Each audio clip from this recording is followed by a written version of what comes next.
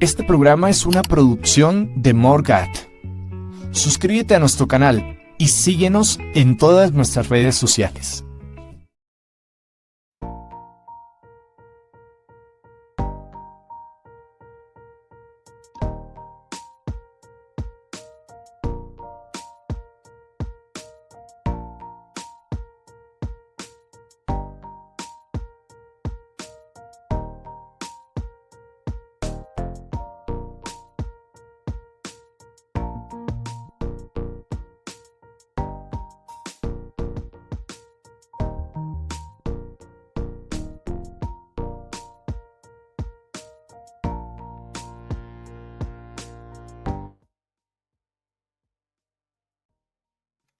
Muy buenas noches, mis queridos hermanos y hermanas. Bienvenidos una vez más a nuestro programa de preguntas y respuestas.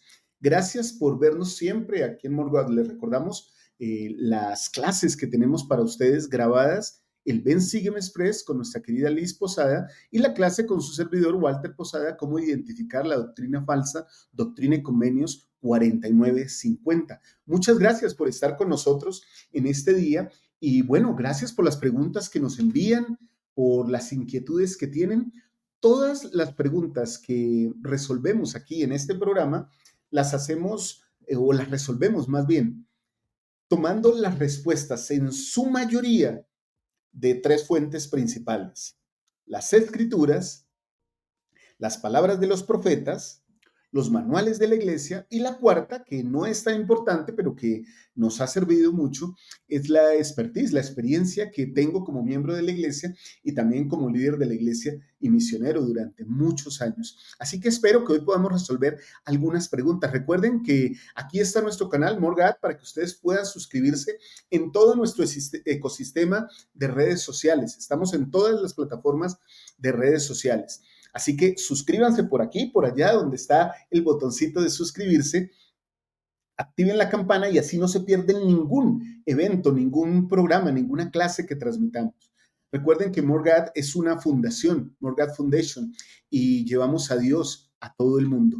Así que contamos con ustedes. Esta semana tenemos una meta de lograr 10 donadores. Esperamos contar contigo, hermano o hermana, para que nos ayudes a que esta obra siga avanzando y podamos seguir ayudando en todo lo que tiene que ver con la predicación del evangelio, no solo en las redes sociales, sino en otras actividades que haremos. Muy pronto vamos a reunirnos con los donantes de esta semana y otros donantes que participan para contarles muchos de nuestros propósitos y cómo se utilizan todas las donaciones que ustedes hacen. Muchas gracias por acompañarnos hoy. Así que espero sus mensajes también ahí al lado en la casilla de YouTube, de Facebook, que dejen sus comentarios y que nos comenten si tienen algo que aportar a estas respuestas que voy a dar el día de hoy, que ustedes mismos han enviado. Pues bienvenidos. Pero también este es un programa para que todos aprendamos, refresquemos conceptos y podamos aprender más. Voy a bajar un momentico mi sonido porque tengo un ruido bastante fuerte por acá.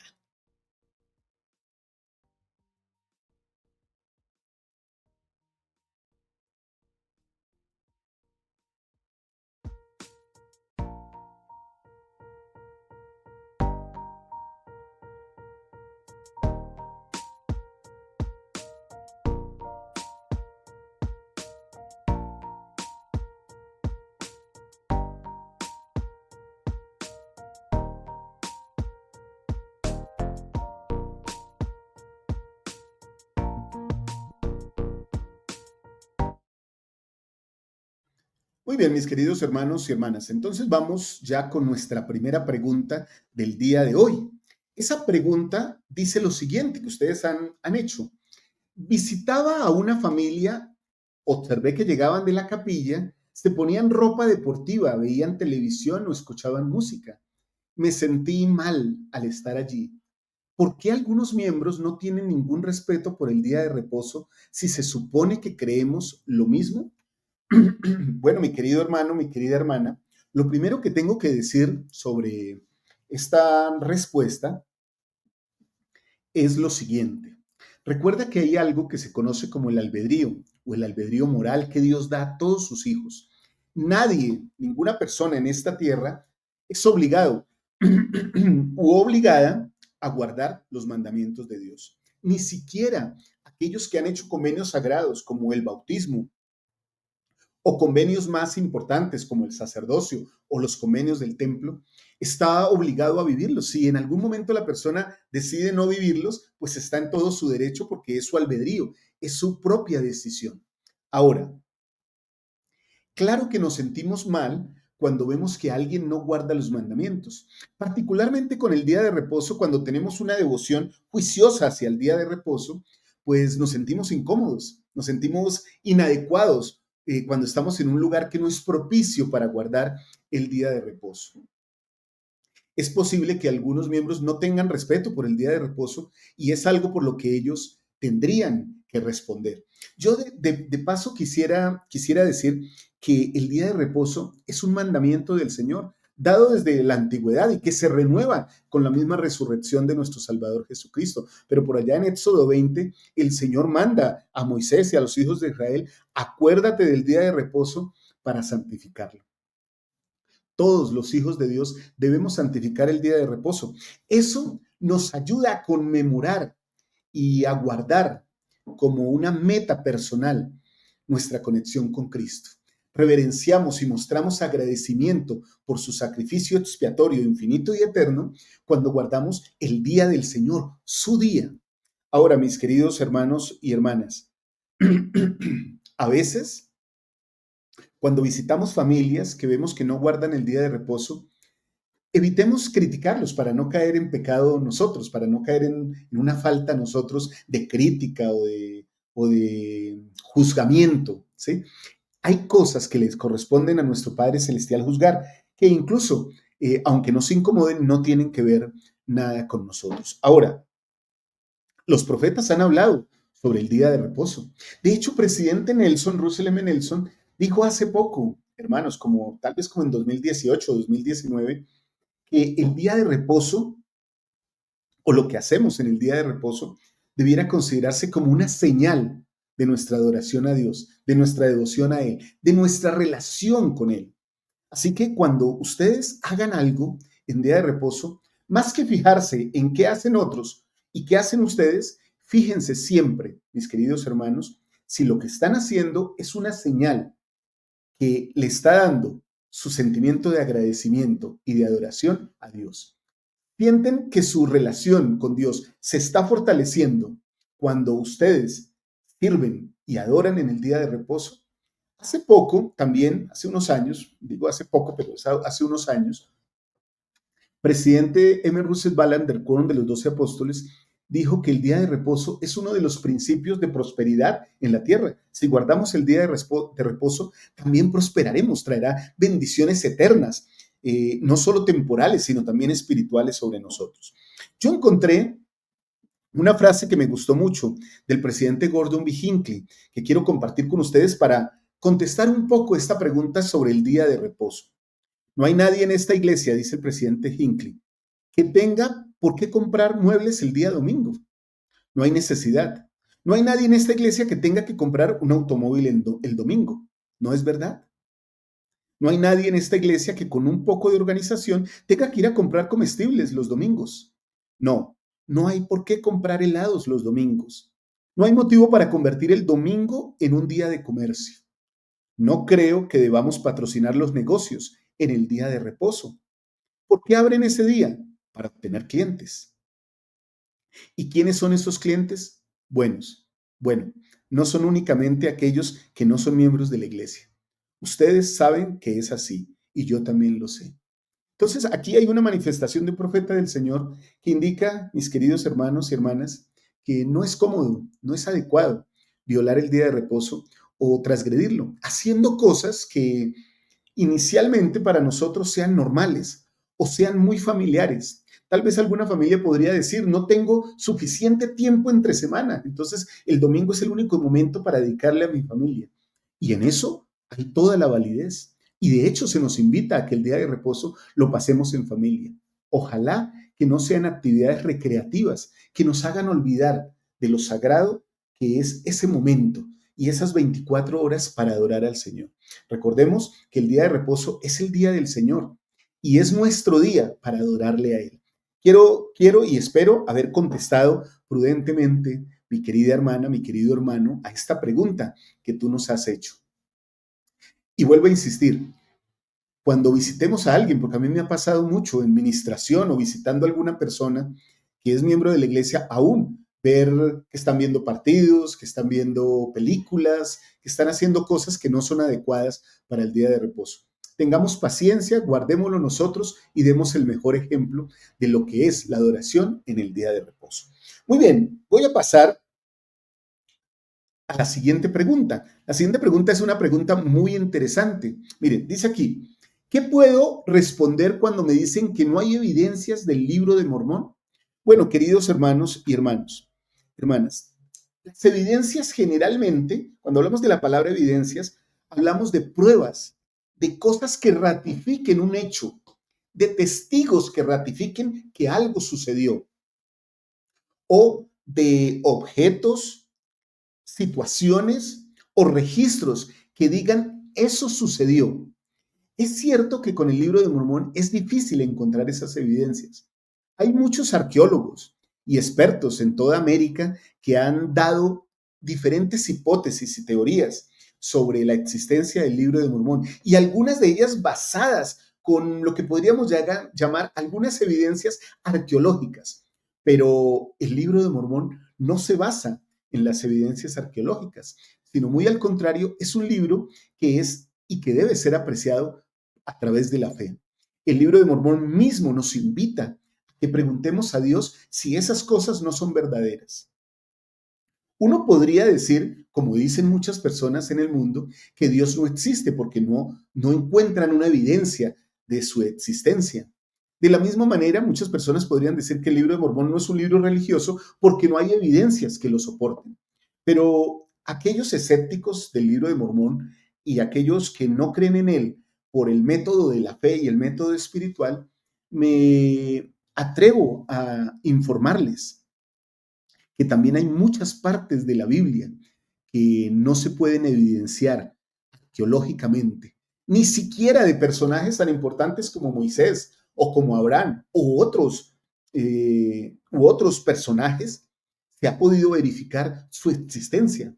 Algunos arqueólogos y algunos astrólogos incluso hablan de algunos eventos que hay en la Biblia, como cuando Josué detuvo el tiempo por un día. Algunas personas dicen, eso no se puede comprobar, ni arqueológicamente hay evidencia de eso, ni astrológicamente, digámoslo así. Debemos entender, queridos hermanos y hermanas, que el libro de Mormón es un libro de fe y el testimonio de fe no se refuta con evidencias. Yo creo, y esto lo digo de manera clara, para decírselo a otra persona, llegará el día en que las evidencias físicas, que son lo que las personas desean obtener para saber que el libro de Mormón es verdadero, llegarán y en abundancia. Por ahora no las tenemos a mano. Entonces hay un don espiritual que es creer en el testimonio de otros. Yo creo en el testimonio del profeta José Smith y creo que el libro de Mormón es un libro traducido por el poder de Dios, por el profeta José Smith. Cuando lo leo, soy nutrido. Y por ahora no necesito evidencias físicas que me comprueben su existencia. Yo sé que es un libro verdadero. De hecho, creo que es el libro más perfecto sobre la faz de la tierra y el que más me acerca por todos sus conceptos a Jesucristo y a mi Padre Celestial. Respondería de esa manera. Ahora, hay muchas cosas que tienen que ver con las evidencias. El libro de Mormón no menciona grandes imperios ni grandísimas ciudades, aunque sí menciona poblaciones grandes y que uno podría enmarcar de acuerdo a las teorías o a las hipótesis que tienen las personas, los estudiosos, en algunos lugares de América. Pero recuerden, el continente americano es un continente bastante amplio, hablándolo desde el punto de vista geográfico.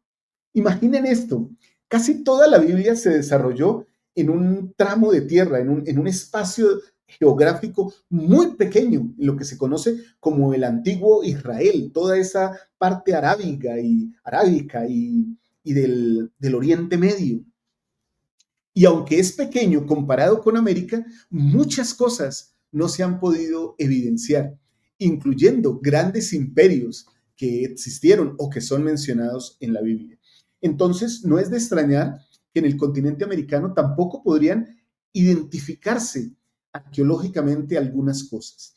Máxime que algunas condiciones meteorológicas, atmosféricas y de todo lo que tiene que ver con el ambiente son diferentes. Y aquí, en este continente, en el continente americano, se destruyen más rápidamente los hallazgos, los rasgos que ha dejado la humanidad en todo su crecimiento. Vuelvo a repetir, el libro de Mormón trae un desafío interno. Pregúntale a Dios sobre su veracidad. Cuando alguien te pida una evidencia sobre el libro de Mormón, tal vez la evidencia más fuerte que puedes presentar es tu propia vida y tu testimonio de él. Y la invitación a que él haga lo mismo preguntando al Señor sobre su veracidad. Espero que esta pregunta les satisfaga. Podríamos extendernos más hablando de qué son las evidencias, de cómo pueden encontrarse e incluso de cómo algunas cosas que aparecen en el libro de Mormón ya se encuentran como registradas en la América antigua y uno podría hallarles una similitud y decir, esto tiene que ver con esto. Por lo menos yo he estado en algunos sitios arqueológicos, hermanos, en toda América Latina. He estado en varios sitios arqueológicos y he podido evidenciar cosas que digo, esto tiene que ser de Dios. Esto tiene que haber tenido tiene que tener una explicación espiritual donde uno pueda concordar con el libro de Mormón. Y siento la tranquilidad, pero también la santidad de algunos lugares a los que he visitado. Y he podido sentir que son evidencias del libro de Mormón para mí, pero no puedo oficialmente decir, ni la iglesia lo hace porque no es el sentido de la iglesia dar respuestas de evidencias, digámoslo así, temporales o físicas o geográficas. Y se nos invita, de hecho, a que no gastemos demasiado tiempo en lo que tiene que ver con nuestro estudio de las Escrituras para evidenciar dónde o cómo sucedió el libro de Mormón o en qué lugar. Porque alguien en Argentina podría decir, el libro de Mormón se hizo acá, o alguien en el Perú, o alguien en Colombia, o alguien en Guatemala, o en México. Las diferentes hipótesis pueden llevarnos a pensar demasiado en eso y a olvidarnos de los conceptos espirituales. Respondamos de esa manera. El mejor testimonio, la mejor evidencia que tengo es que ha cambiado mi vida. Muy bien, queridos hermanos y hermanas, esa es mi respuesta sobre este asunto y espero que sea satisfactoria para todos ustedes. Espero que en sus comentarios ustedes estén colocando sus respuestas también. Ahora, recuerden que ni los profetas, ni la iglesia misma, ¿sí? Nos ha hablado acerca de esto. Así que no tenemos como tal evidencias ni arqueológicas, ni lingüísticas, ni genéticas contundentes que confirmen los eventos que pasaron en el libro de Mormón, pero creemos en ellos por la fe que tenemos. Y entonces por esa fe nos asociamos y admiramos a seres como Ley, como Nefi, como Alma, como Jacob, Enos, bueno, y todos los personajes que con sus enseñanzas nos acercan al Evangelio de Jesucristo. Muy bien, voy a pasar con la siguiente pregunta, hermanos. Gracias a todos los que están colocando sus preguntas y sus respuestas también aquí. Recuerden que estas preguntas las vamos almacenando toda la semana en el club de lectura o por los grupos internos de WhatsApp, a los cuales ustedes se pueden escribir aquí abajo en la descripción de los videos. Se encuentran los grupos de WhatsApp, dan un clic ahí y ya nosotros los agregamos a los grupos y pueden dejar sus preguntas. Muy bien, queridos hermanos y hermanas. Ahora, preguntas que sean respetuosas, que sean acordes. Y también quiero decir, tal vez haya preguntas que no podemos responder, no porque el Evangelio no las pueda responder, sino porque yo mismo no las sé. Y estoy en todo mi derecho de no responder algunas preguntas, sobre todo aquellas que pueda creer o sentir que tienen un espíritu crítico o de burla. Eso no lo voy a hacer por obvias razones. Y también no voy a contestar algunas que definitivamente no sé, porque bueno, soy un hermano igual como ustedes, con experiencia de liderazgo y de enseñanza, pero estoy lejos de conocer todas las cosas del Evangelio. Así que yo también a diario estoy leyendo para poder contestar estas preguntas. Muy bien, queridos hermanos y hermanas, voy a ir con la tercera pregunta del día de hoy. Esta pregunta nos dice lo siguiente: ¿por qué? A ver, permítanme un momento. ¿Por qué los apóstoles son solo de los Estados Unidos? Esta pregunta es muy interesante, queridos hermanos y hermanas. Voy a buscar mis notas para respuesta de ellas, de esta pregunta tan interesante. Permítanme un momento.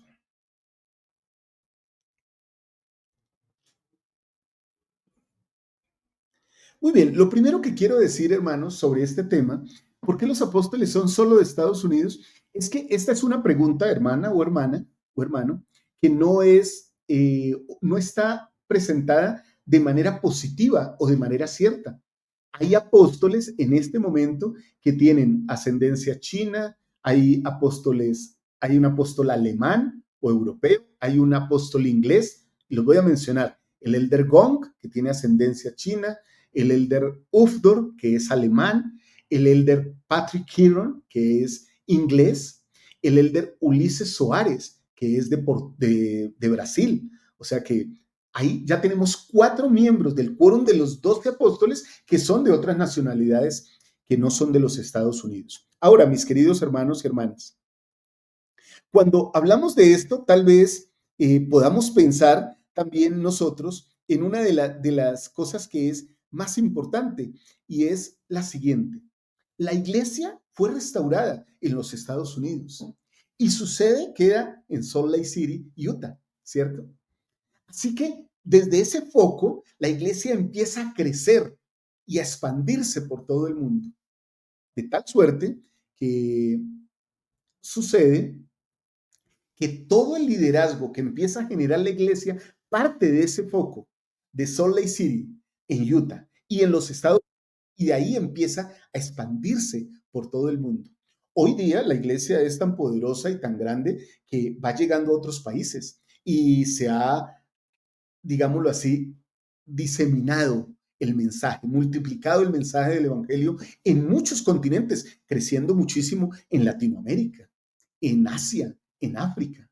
Así que, aunque somos miembros en todas partes del mundo, el liderazgo más formado, más capacitado, con más experiencia y, digámoslo así, con más arraigo espiritual, todavía está en los Estados Unidos. Es posible que hacia futuro esos 4 apóstoles que son de otras nacionalidades aumenten en número a otras nacionalidades. Claro que sí, pero es importante también recordar que no hay una norma que diga que los profetas o los apóstoles deben ser de un solo lugar o de una sola nacionalidad. No encontramos ni una sola escritura que diga que los apóstoles deben ser de tal país, ¿sí? O que los apóstoles, o que el Señor haya dicho en Doctrina y Convenios, en las revelaciones del profeta José Smith, llama solo élderes de esta parte de la tierra. Queridos hermanos, todos los hombres, todos los líderes, todo el liderazgo, hombres y mujeres, no importa dónde están, no importa dónde vivan, si tienen las capacidades y la dignidad y la disposición para servir, pueden ser llamados a servir por el Señor. Así que respondo esta pregunta inicialmente con no, no todos los apóstoles son de los Estados Unidos. De hecho, ya mencioné a 4 que tienen que ver con otras partes del mundo. Ascendencia china, alemán, inglés y brasilero o brasileño, o sea, latinoamericano. Entonces, mis queridos hermanos y hermanas, dejo esto claro. Incluso en el liderazgo general de los 70 y la presidencia de los 70 y líderes generales y oficiales generales de la iglesia, hay muchas personas de otras ascendencias, de otros países, de otros orígenes, Brasil, México, Filipinas, África.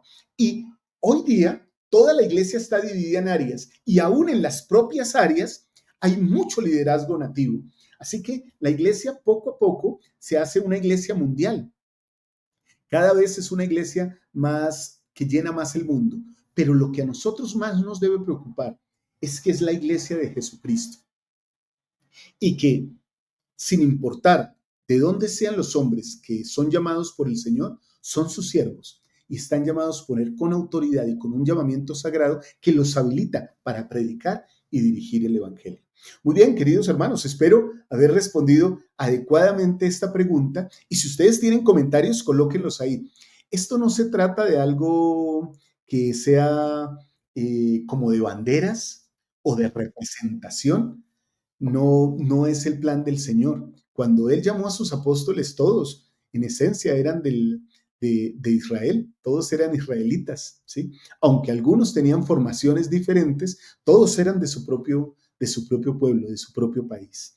Muy bien, queridos hermanos y hermanas, vamos a continuar. Pero antes de continuar, quiero recordarles, mis queridos hermanos y hermanas, que para que no se pierdan ninguno de estos programas de More God Foundation, ustedes pueden acompañarnos suscribiéndose por allá o por allá, donde hay un botoncito que dice suscribirse y activan una campanita que hay ahí. Y así no se pierden ningún contenido. Siempre les va a estar notificando. Recuerden que More God es una fundación que se preocupa por llevar más Dios a todo el mundo. Queremos colaborar, queremos servir en la obra misional predicando el Evangelio a través de las redes sociales, pero también sirviendo de enlace para toda la obra misional. Así que ustedes nos pueden apoyar. Si desean hacerlo, pueden hacerlo en los enlaces que aparecen abajo o aquí mismo en YouTube aparece un botoncito que dice donar. Ustedes pueden ahí dar su donación y seguramente nos van a ayudar muchísimo para seguir haciendo todo esto que estamos haciendo y ampliar más nuestra cobertura para llegar a más personas. Muy bien, queridos hermanos, entonces vamos con la cuarta pregunta del día de hoy. Miren esta pregunta, que es una pregunta de la vida. Mi hijo empezó a beber alcohol, a quebrantar la ley de castidad continuamente. Le manifiesto mi tristeza y preocupación. Y él me dice, tranquila, mami, en cualquier momento regreso y no pasa nada. Bueno, voy a volver otra vez a esta lección doctrinal del libre albedrío. Recuerden que parte de la esencia de este plan de salvación es que todos tenemos la capacidad de elección. Todos podemos elegir y de hecho tenemos la capacidad de elegir entre el bien y el mal. Se espera que cuando conocemos el Evangelio, esa capacidad aumente y elijamos más el bien que el mal. Pero aún así, muchas personas, miembros o no miembros de la Iglesia de Jesucristo, de los santos de los últimos días, quebrantan o violentan su propio albedrío escogiendo o eligiendo lo malo. Cada persona mayor y responsable de edad está en la facultad de elegir y será responsable por sus elecciones. Así como es libre de tomar las decisiones, tendrá que sufrir unas consecuencias por esas decisiones, sean buenas o sean malas. Si sus decisiones son buenas, generalmente las consecuencias son buenas. Si sus decisiones son malas, las consecuencias son malas. Partiendo de ese concepto, mi querida hermana, sé que no hay nada que entristezca más a un padre o a una madre que encontrarse con que su hijo o su hija o su pareja no desea seguir los mandamientos, no desea seguir las leyes del Evangelio de Jesucristo. Pero también sé que tu ejemplo y tu amor será una puerta abierta de regreso, como en el caso del hijo pródigo, para que tu hijo regrese y sepa que hay una puerta y unos brazos extendidos con amor esperando. Ahora, aclaremos un concepto también que es doctrinal, que tal vez ya lo mencioné, pero es la ley de la cosecha que menciona el Salvador Jesucristo. Todas las cosas tienen un efecto. Se conoce como la ley de la causa y el efecto, la ley de la cosecha. Algunos incluso en esta época han hablado de esa ley como la ley de atracción. Cada cosa que tú haces tiene una reacción. Cada acción tiene una reacción. Tú siembras algo, cosechas algo. Tú siembras papa, cosechas papa. Tú siembras frijol, cosechas frijol. Siembras pecado, cosechas pecado. Pecado, recoges condenación. Claro que una persona que está en pecado siempre tratará de darnos ánimo para decirnos, bueno, no te preocupes, mamá. Lo que dice aquí este hijo, en cualquier momento regreso y no pasa nada. Está bien que esa persona tenga esa actitud. Bueno, esperamos que en algún momento regrese. Lo que no es cierto de todo esto es que no pasa nada. Claro que sí pasa, hermanos. Y es importante entender que cuando el Salvador le trajeron a la mujer adúltera delante de él y él le dijo, vete y no peques más, no quería decir, o en ningún momento se nos dice en esa historia, que no hubo consecuencias para ella por su pecado. Seguramente las hubo. El mismo escarnio público y no sé cuánto escarnio social y familiar tuvo que haber afrontado después. Cada proceso de arrepentimiento tiene un precio que pagar y muchas veces ese precio viene con la escasez o la ausencia de unas bendiciones que nosotros esperamos que se nos den por haber cumplido los mandamientos. El hijo pródigo, al regresar a casa, claro que el padre sale a recibirlo con todo su amor, de la misma manera que tú debes hacerlo cuando tu hijo regrese en cualquier momento. Tú debes recibirlo con todo amor. Pero eso no lo eximirá a él de sufrir unas consecuencias por su falta, ¿sí? Porque se alejó de las leyes del Señor y eso le traerá unas consecuencias. Sembró algo, recogerá algo. Bien, mi amada hermana, espero que esta respuesta sea de consuelo.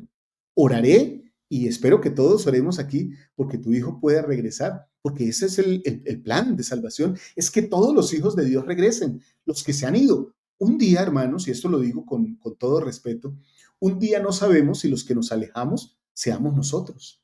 Y alguien esperará que regresemos. Con el conocimiento que tenemos, ya sabemos que tal vez un día regresemos, pero también que tendremos que pasar por un proceso de arrepentimiento y sentiremos la consecuencia de nuestras malas decisiones y de los pecados que cometimos. Muy bien, querida hermana, sigue con amor, brinda más amor. Siempre hay que amar más a las personas, aún a los que transgreden las leyes de Dios. Muy bien, espero que te haya agradado mi respuesta y que haya llenado tu corazón, mi respuesta y el de todos ustedes, hermanos. Espero que estén colocando todos sus mensajes aquí en YouTube y en Facebook. Espero que estén comentando esto. ¿Qué piensan? No sean duros con algunos casos como este. Algunas personas dicen, no, el que pecó tiene que ser castigado. O alguien dirá, tendrá que pasar por un consejo disciplinario. Claro, esas cosas son de esas consecuencias de las que hablo. Yo prefiero pensar en la historia del hijo pródigo y quedarme hasta el momento en que el padre sale y lo recibe y hace una gran fiesta por el regreso de su hijo. Las consecuencias ya serán asunto personal del padre y del hijo que ha regresado. Muy bien, queridos hermanos y hermanas, vamos con la siguiente pregunta. Recuerden, hermanos, que aquí están todos nuestros contenidos para ustedes. Recuerden que aquí está la clase de esta semana, cómo identificar la doctrina falsa. Espero que la puedan ver, la preparé con mucho amor para todos ustedes. Y también mi hija Liz subió este contenido que ustedes lo conocen, el Ven, Sígueme Express. Lo que es de Dios es luz. Las mismas secciones desde su punto de vista, joven, pero muy estudioso y muy lleno de doctrina. Muy bien, queridos hermanos y hermanas, recuerden que estas preguntas las pueden, o las preguntas que resolvemos en este programa las pueden colocar aquí o las pueden colocar todos los días en el club de lectura que estamos en la mañana reunidos. Ahí pueden colocar sus preguntas o aquí abajo encuentran enlaces de WhatsApp que los pueden llevar a los grupos de WhatsApp y en esos grupos dejan sus preguntas para que nosotros las contestemos aquí todos los martes en la noche. Pueden acompañarnos aquí en este programa de preguntas y respuestas. Muy bien, queridos hermanos y hermanas, entonces vamos nuevamente alguien me recuerda aquí en un comentario que el obispo presidente de la iglesia, el obispo Gerald Cosset, es francés también. Miren, todo el liderazgo general tiene muchas nacionalidades. Muy bien, queridos hermanos y hermanas, voy a buscar aquí la siguiente pregunta, que es esta, miren. Es mejor, esta pregunta apenas la recibimos esta mañana de nuestra amada Blanca. Ella nos preguntó, ¿es mejor orar en silencio o en voz alta? He escuchado que el adversario también escucha nuestras oraciones. Bueno, entonces partamos del principio. El Señor nos ha mandado orar, ¿sí? El Señor manda en todas las... No hay una escritura, no hay un libro canónico en el cual nosotros no leamos acerca del poder de la oración y de la súplica divina que el Señor nos hace para que nos inclinemos ante Él, para que hablemos con Él, para que razonemos con Él, para que le pidamos de acuerdo a los deseos de nuestro corazón. Así que lo primero que tenemos que aclarar es que la oración es un mandamiento del Señor, es una ley del Señor. Él quiere que nos acerquemos a Él, ¿sí? De hecho, nuestros primeros padres, Adán y Eva, ofrecieron sacrificios. Y en esos sacrificios muchas veces le pidieron al Señor que contestara sus oraciones. Ahora, si es mejor orar en silencio o en voz alta, voy a contestarlo ahora. Las dos cosas son válidas. Se puede orar de las dos formas. De hecho, se nos ha invitado a que oremos en voz alta cada vez que podamos. Se nos ha invitado, ¿sí? De manera personal. Solicita cuando estamos en nuestra soledad, de nuestro hogar o en algún lugar apartado, podemos orar en voz alta. No hay ningún problema. De hecho, miren esto, oramos en voz alta en todas nuestras reuniones públicas de la iglesia. Así que no hay ningún problema en orar en voz alta. Pero si lo que quieres hacer es orar en silencio, ora en silencio. Nuestra buena Blanquita nos preguntaba aquí, he escuchado que el adversario también escucha nuestras oraciones. Yo pensaría que sí, que es posible que las escuche. Como cualquier persona, si yo orara en voz alta, cualquier persona puede escucharme. Pero eso no le da a él ningún poder sobre nuestras oraciones, ni sobre nuestras palabras. O sea, algo como voy a orar en silencio, voy a orar en mi mente y en mi corazón, solo para que Dios me escuche y para que el adversario no sepa lo que yo le estoy pidiendo, no creo que tenga validez. Porque el adversario no puede tomar algo que es bueno y que es una comunicación directa con Dios para su beneficio. Así que mis amados hermanos, oren de acuerdo a los deseos de su corazón, en voz baja o en voz alta. Ese es el mandato, esa es la doctrina y eso es lo que debemos hacer. Hay una historia en el libro de Mormón que indica que Alma y su pueblo estaban siendo muy afligidos. Y entonces el pueblo lamanita que los tenía presos les prohibió orar al Señor. Imagínense esto, les prohibieron orar. Algo difícil, ¿cierto? Pero entonces el libro de Mormón nos enseña que ellos lo que hicieron fue que oraron en su corazón. Qué hermoso, ¿cierto? Queridos hermanos y hermanas, oraron en su corazón y elevaron sus corazones a Dios. Nosotros no andamos por la calle pues caminando orando, ¿cierto? Porque creo que no sería adecuado. Pero siempre en nuestro corazón, o sea, en silencio, en nuestra mente, tenemos una oración a Dios. Al menos eso es lo que se nos ha enseñado. Pero si alguien quiere orar en voz alta, en la soledad, en la quietud de su hogar, lo puede hacer, ¿sí? Lo puede hacer. Y el adversario no puede aprovecharse de eso, ni lo hará, queridos hermanos. Tengo aquí unos comentarios de algunos profetas, de algunos líderes. Miren el elder Holland lo que nos dice. O más bien, primero voy a leerles esto. Una de las grandes lecciones que he aprendido acerca de la oración es el poder que se recibe al orar en voz alta, dice el elder Holland, presidente Holland. Para mí hay algo especial cuando pronunciamos las palabras. Es una de las maneras más significativas que he encontrado para alcanzar en verdad los cielos y escuchar la voz del Señor. Hablar en voz alta, orar en voz alta. Tenemos que destinar tiempo, el tiempo correcto, el tiempo de prioridad fundamental, o sea, lo primero para el Señor. Cuando podemos arrodillarnos, de ser posible, y expresarnos en voz alta, pronuncien las palabras. Creo que este proceso es esencial a cómo Dios se comunica con nosotros y la manera en que Él desea que nos comuniquemos con Él. Ahora, lo más importante de todo esto es que sea en público, en voz alta, en privado, en voz alta o en privado, en silencio. Debemos utilizar palabras reverentes, debemos ser respetuosos en la oración, debemos siempre, y creo que este es un consejo muy personal, aquí voy a dar un paréntesis, consejo personal del hermano Walter Posada. Agradezcamos siempre más y pidamos menos, queridos hermanos. Y siempre nuestras oraciones deben ser en el nombre de nuestro Salvador Jesucristo. Al dirigirnos a nuestro Padre Celestial, es preferible utilizar palabras como Padre Celestial, Padre o Dios. Eso demuestra reverencia. Sé que hay algunas personas que son demasiado cariñosas con Dios y lo he visto mucho en otras religiones y a veces he visto esos comportamientos entre los miembros de la iglesia. Cuando utilizan diminutivos para hablar de Dios o términos como de apapacho, como si Dios fuera algo muy pequeño. hermanos y hermanas, creo que la manera en que se nos ha enseñado correctamente es la misma o el mismo ejemplo que dio el Salvador al orar a su Padre Celestial. Él siempre utilizó ese calificativo para nuestro Padre Celestial. Y nuestros profetas también nos han enseñado. En las conferencias generales, cuando escuchamos las oraciones, nos damos cuenta, orando en voz alta y en público, cómo oran nuestros hermanos. Tal vez podemos tomar ese ejemplo para hacer oraciones más reverentes. Espero que esta respuesta les haya llenado y les haya gustado. Espero también que recuerden que todos podemos comunicarnos cuando queramos con Dios. No necesitamos un momento específico, ni una hora específica para orar.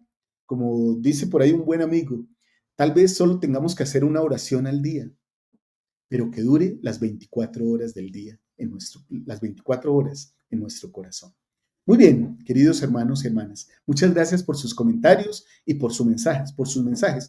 Creo que alcanzamos a resolver otra pregunta. Vamos con otra pregunta para este programa, mis queridos hermanos. Y con eso resolveremos 6 preguntas el día de hoy. Hoy, 6 preguntas.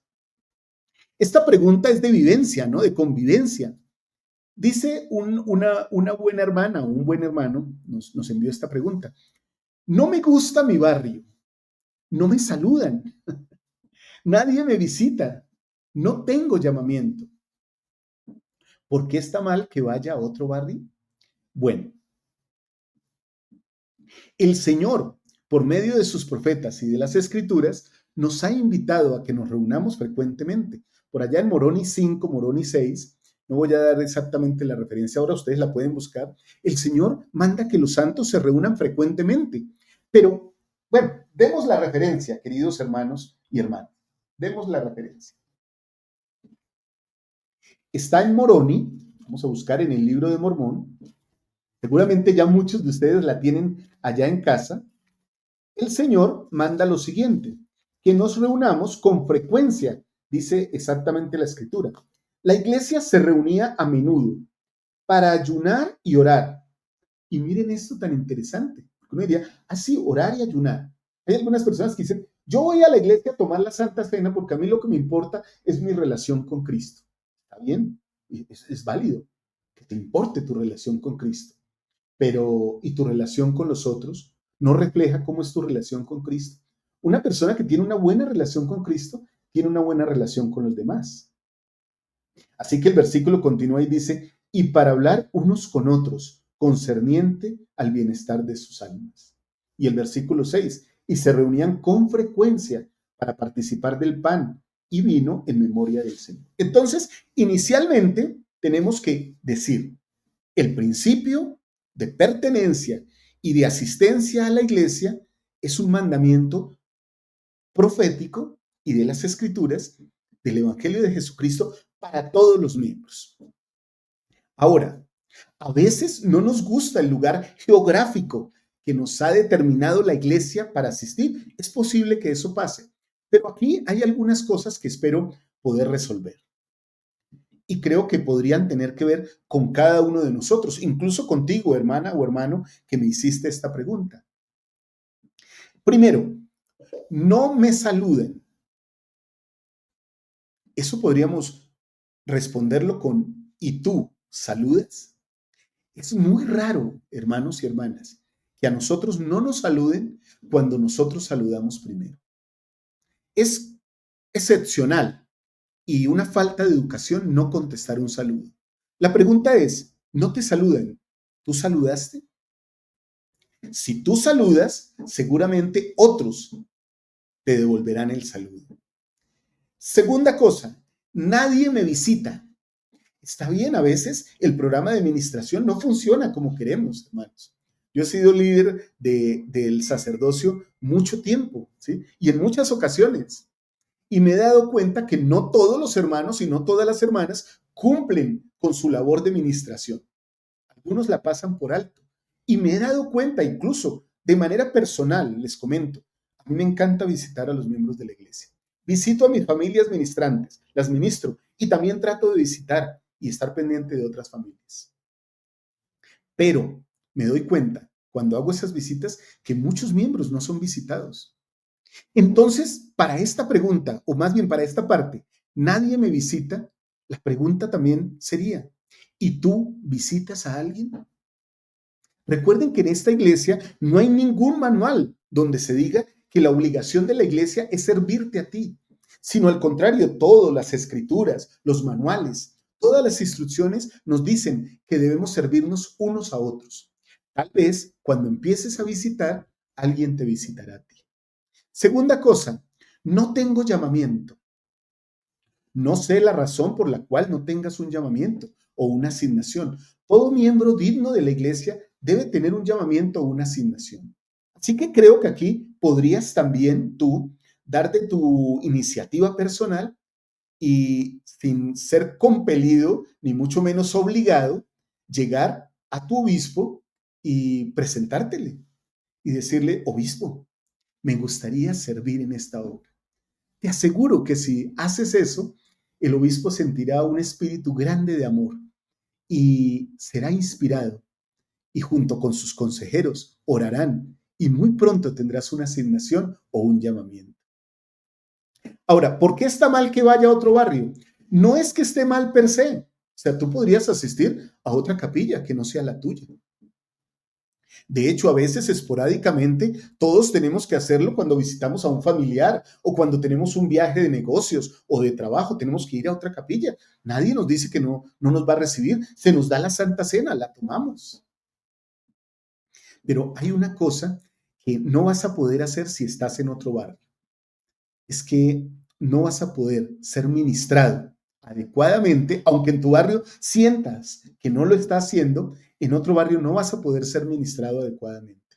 En otro barrio no vas a poder tener un llamamiento, porque esta, que es la casa del Señor, esta que es la iglesia del Señor, es una casa de orden, es una iglesia de orden. Así que un obispo, cuando llegues a otro barrio, te va a preguntar, ¿dónde vives? Y cuando tú le digas dónde vives, él te dirá, tú perteneces a tal barrio. Para tener una recomendación para el templo, deberás tener una entrevista con tu obispo, quien está delimitado y es tu juez común para esa zona. Otro obispo no te va a poder dar ese privilegio de tener una recomendación y asistir al templo. Voy a contarte una historia que va con esta pregunta. Y a todos ustedes, hermanos. Hace muchos años, siendo juez común de Israel, presidiendo una pequeña rama, una rama como de 60, 70 miembros de la iglesia, se dio la apertura para la casa abierta, para la dedicación del templo de Bogotá, Colombia. Recuerdo que había visitado mucho a una familia que vivía en mi rama y ellos fueron muy sinceros. Presidente Walter, no queremos asistir a tu rama, no nos gusta. Es que hay otra rama donde el presidente es un amigo nuestro y Él nos trata con tanto amor. No tiene que ver contigo, sino que allá nos sentimos muy amados. Entonces yo les dije con mucho amor, por mí no hay problema. Ustedes van a sentir en un momento que necesitan asistir a la rama a la que pertenece. Y seguí ministrándolos. Yo los visitaba de vez en cuando. De hecho, ellos tenían un negocio. Era una peluquería, un salón de belleza. Y a veces, tanto mi esposa como yo pasábamos por ahí para que nos arreglaran el cabello, nos pusieran un poco más presentados. Y ellos no asistían a nuestra rama. Cuando llegó la casa abierta y la dedicación del templo, entonces se entregaron unas boletas, unas entradas. Ustedes saben a qué me refiero. A cada presidente y a cada obispo se nos entregaron unas invitaciones y se nos dijo expresamente, estas invitaciones son para los miembros que asisten a su barrio y que sean dignos. Ustedes sabrán por revelación y por inspiración a quién se la deben entregar. Bueno, eran limitadas porque no todo el mundo cabe, no todos los miembros caben en los templos cuando se dedican. Por eso hay diferentes sesiones y aún así no caben todos los miembros. Entonces yo entregué mis invitaciones. Resulta que esta familia fue a ese otro barrio al que asistía, a esa otra rama a la que asistía, fueron a su amigo y su amigo con amor les dijo, yo agradezco que ustedes siempre me visiten, que ustedes siempre estén en mi rama, pero como ya se los he dicho en muchas ocasiones, ustedes no deben estar aquí. ustedes deben estar en su propia rama, en su propio lugar, para que un hombre con la autoridad de Dios los ministre. Así que cuando ellos pidieron su invitación para entrar al templo, a la dedicación, este buen hombre les dijo, yo no puedo entregarles una, porque yo no soy su líder. Deben ir a su líder. Cuando ellos llegaron a mí, lastimosamente, yo ya había entregado todas las invitaciones. Así que ellos pasaron por la triste experiencia de no poder asistir a la dedicación del templo. En un momento pensé que su tristeza los iba a alejar de la iglesia. Así que a la semana siguiente los visité para saber cómo estaban. Me recibieron todavía doloridos, tristes. Queríamos entrar a la casa del Señor. Así que les hice una invitación. ¿Por qué no me acompañan? ¿Por qué no nos acompañan a la rama? Los necesitamos en nuestro lugar, en el lugar en que el Señor ha asignado que ustedes asisten. Así que estas personas vinieron al siguiente domingo y empezaron a crecer ahí en su espiritualidad.